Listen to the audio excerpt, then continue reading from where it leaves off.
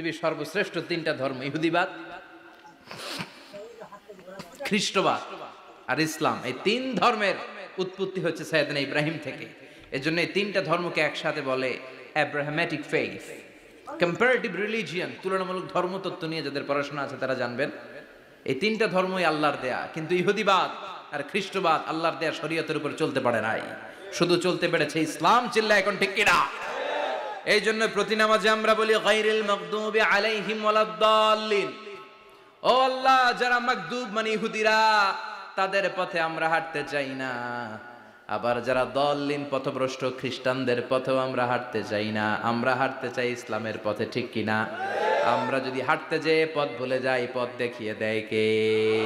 আমি যদি কোনোদিন পথে ভুলে যাই, হাতছানি দিয়ে কাছে নিও, মমতার বন্ধনে আমায় বেঁধে সব ভুল ক্ষমা করে দিও। চিল্লায় পড়ে না আমিন।